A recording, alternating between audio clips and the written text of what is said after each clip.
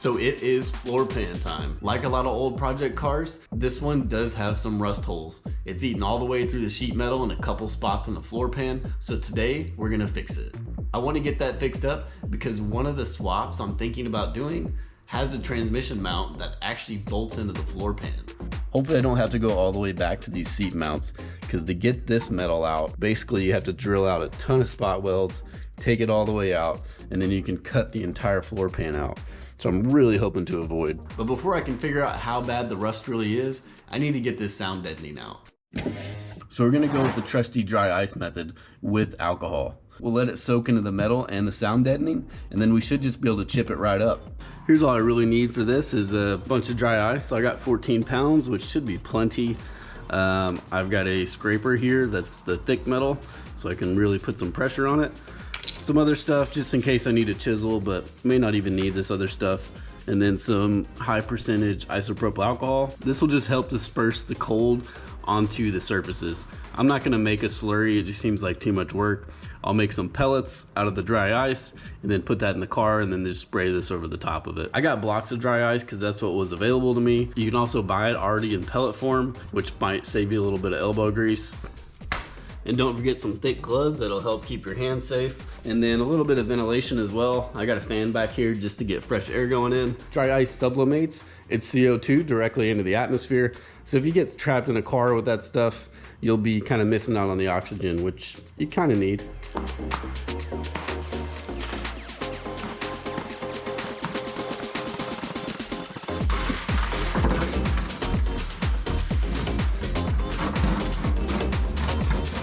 You can also put your alcohol in the freezer, so there's a little less of a temperature difference, and it'll make your dry ice last a little longer. Once the dry ice has cooled the metal down, I use a chisel or punch to try to break it free from the metal. Then use a scraper to start getting it off. This works fairly well as long as the sound deadening gets cold enough. Flat areas are a piece of cake, but any curved surfaces, especially ones that are hard to get the dry ice to rest on, are much trickier. I recycle as much of the dry ice as possible by moving it around, but sound deadening inevitably gets mixed into it. I had 14 pounds and that was just enough to get both floor pans done. It was definitely not enough to do the transmission tunnel or any of the other areas, but it was very hot on this day, which didn't help my dry ice. I use a wooden board to compress and flatten the dry ice down onto the metal. Not sure if it helped, but couldn't hurt.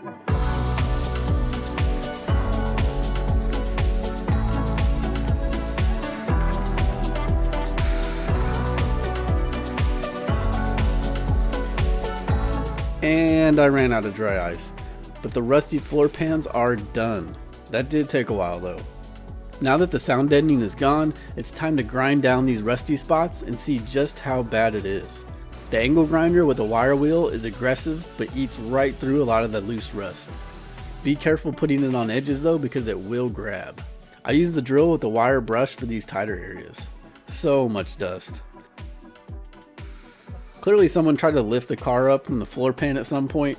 Look at this bulge. I don't have sheet metal tools, or really the skills, so a wood block and a hammer will get things in a slightly more accurate position, barbaric style. One thing I worked on since the last video is I made these wood block jack stands. They were kind of a pain because all I have is the handheld circular saw, so I had to make like 4 cuts in order to just make one overall cut. 4x4 is also a little harder because I had to get some really long wood screws to go through into this board, or you could do angled screws, which are kind of a pain in the butt to do really quickly, but I got it done eventually, so let's try it out. Loving these things so far. To get the tires to properly rest on them, I first get the car onto the jack stands, and then I lift on the suspension arm to compress the spring while it settles on the jack. Otherwise, if I just set it straight down on the jack like this, the suspension geometry will push the blocks out. So here's the plan. The frame rail, you might imagine underneath, is this lump right here, but actually you can see the spot welds. So it's kind of offset from this lump. The frame rail actually goes right here.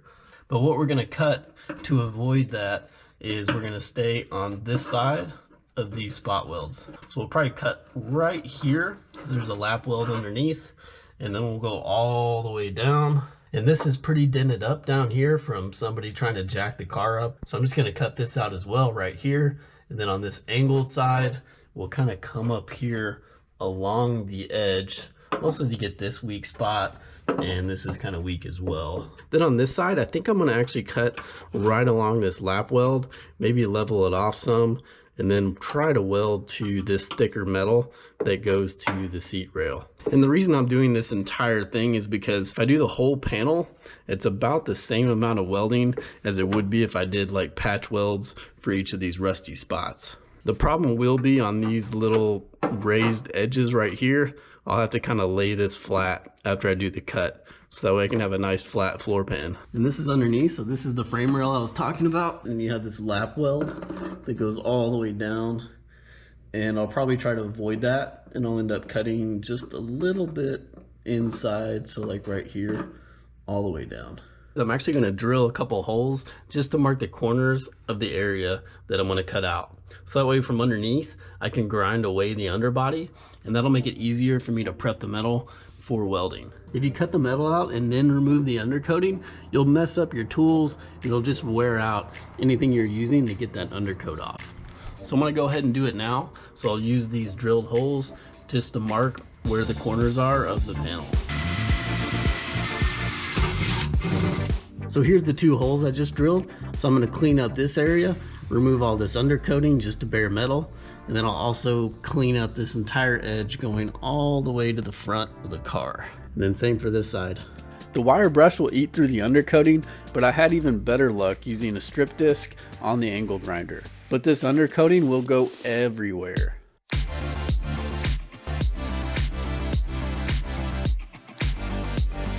Once again, the wire brush on the drill is great for tight corners, and because you can switch the direction of the drill if it's hanging up or grabbing on edges. Then the same for the top side, cleaning up the area around where I'll be making the cut, taking off the primer down to bare metal.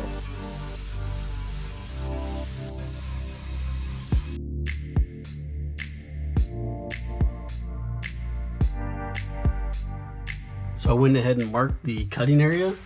So let's go ahead and cut this guy out. I triple checked that the cutting area won't go through the frame rail. For cutting the large sections, I use the cutoff wheel. Then for tight spots, I switch over to the Dremel. Better to remove too little than too much though.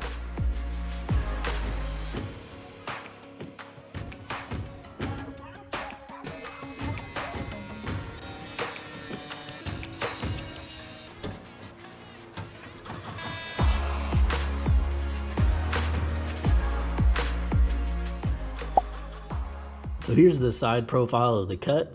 And if I want to make this flat and level, I'll need to make a relief cut in this section right here. And that way I can move the metal down and hopefully make these 2 pieces a little more flat.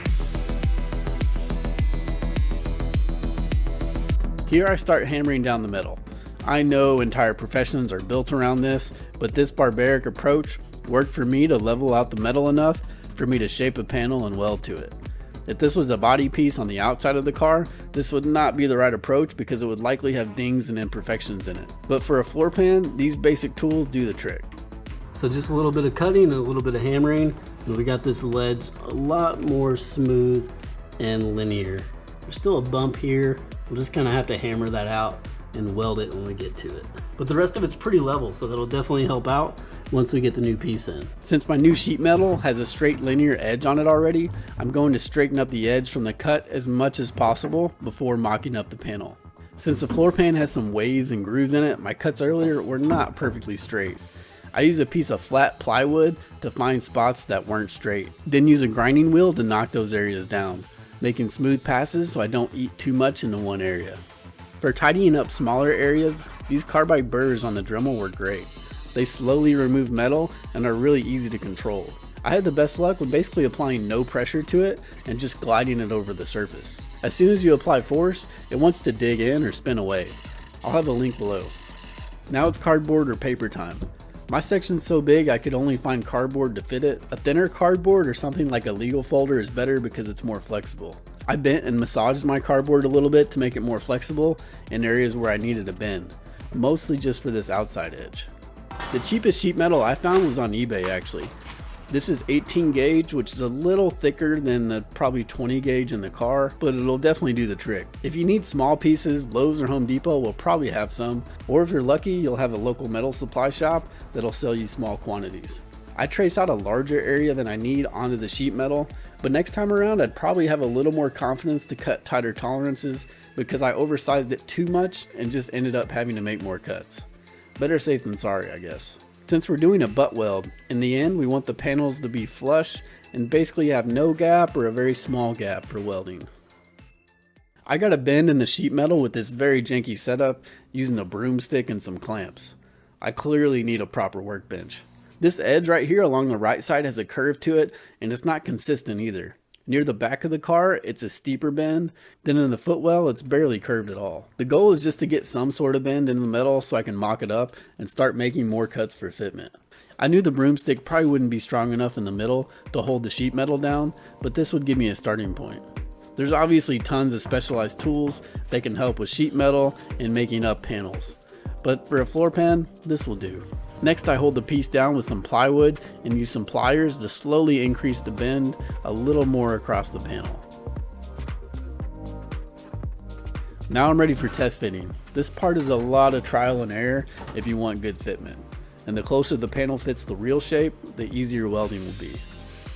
My panel has a slightly weird shape, but if you're lucky, yours will be a little simpler than this. You can also buy an entire floor pan for some cars, including reproduction ones for the Datsun, but I hear the fitment isn't great and it takes some massaging anyway. So this method is cheaper, especially since I wasn't removing the entire floor pan area.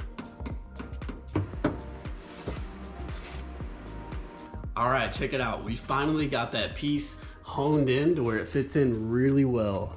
So it's not exactly perfect. You kind of have to bend and hold it in place. But once I get some tacks in, it should stay where it's at and hold those little subtle bends and curves in. So there's some bigger gaps, obviously, that I can fill in with weld. I'll use a copper backing plate, but most of the surfaces line up pretty well. Now I prep the replacement panel by sanding down the outside of it with a flat disc. I already sanded the car's metal before cutting it, but I touch up a few final areas to make sure I'm down to bare metal and remove as much rust as possible. And don't forget those edges. Before we start welding in the car, obviously it's a good idea to do a couple practice welds on some of this extra sheet metal that I cut off. Let's give it a shot. I'm new to welding, so I really wanted to practice some spot welds and mess with the settings some. I blew out here, so a little too much wire speed, but here on this last one I did, looks like a good solid weld, pretty good penetration on the backside.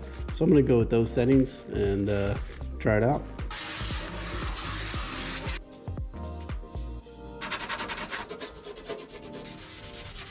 Using some magnets in my jack, I got the panel in a good spot for tack welding. I definitely wanted both hands free. And I'll start off doing some spot welds where it looks flush, doing as many as I can. And then where I need to, like over here, I'll weld around the area and then I'll hammer this to be a little more flush. To tack the panel into place, I start with a few really short welds where the pieces are already laying flush, and I jump around to keep hot spots from forming. After the first few welds, it's a good time to check underneath for penetration and adjust the welding settings if you need to. Even to the end, I still had to adjust the settings often depending on the quality of the surrounding sheet metal. Areas where I know I'll need more hammering to make the pieces flush, I lay down more welds nearby to reinforce that before I start hitting on it. Once again, I'm not using specialized body panel tools, but the punch did enough to slowly make the two surfaces flush and ready to weld.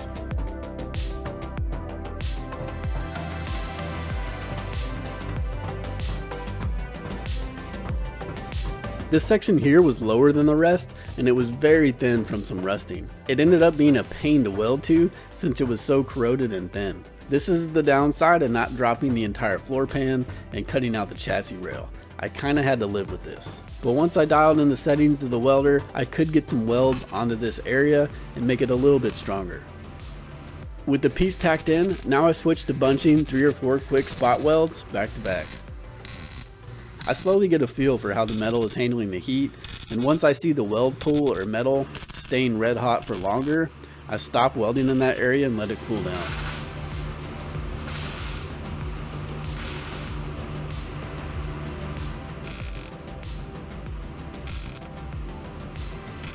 So you'll see in a couple spots there's a lot of porosity to this metal. It's just kind of old and half rusted out, but it's still solid metal, but it's really easy to blow through, especially when I have this thicker sheet metal I'm trying to weld to it. So one little trick is to use a copper backing plate against this whole area while I weld it. That should allow me to get a nice weld and stop it from blowing through as much. And while I'm welding, I'll also build off of these welds I already did previously, so it can absorb some more of that heat.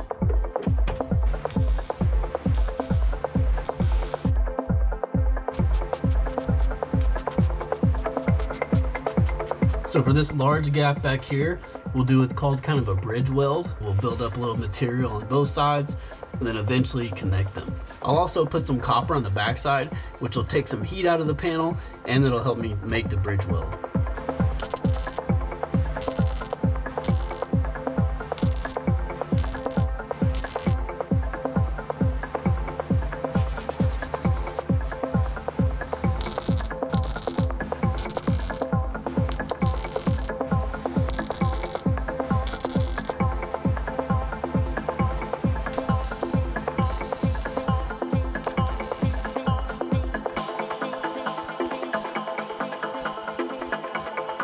Some of the welds that didn't penetrate well, I did come in from the underside and re-weld it. Found out I had some really thin metal right here, and I just kept blowing through it. So I had to work all the way up into this area, just welding more and more to slowly build up the thickness of the metal here. So didn't expect that, but got it done with a ton of welding and then grinding it down flat. So we did a pretty good job filling all the holes, but if we turn this light off, we should be able to see a few from underneath. So there's a couple right there and a couple back in this corner. All right guys, this is all of the welds done all the way around. That is a lot of welding, but once you get the flow, it's not too bad. The hard part for me was adjusting the settings. So since I'm welding to different metal types, basically I have like decent sheet metal that's pretty thin to the good thick sheet metal, and then I have all this rusted, corroded crap that was over here. So that took me changing the settings and tweaking it until I didn't blow through that old rusty sheet metal. There's definitely some globbed up areas where I had to bridge some big gaps, or I was just blowing through the old sheet metal. But what I'll do now is grind it down with the grinding wheel and take off some of these high tops. But since it's a floor pan, I'm not going to make this flush. I'll probably leave a little bit of an edge there just for sake of time. Nobody's really going to see it or feel it if there's just a small little bump here.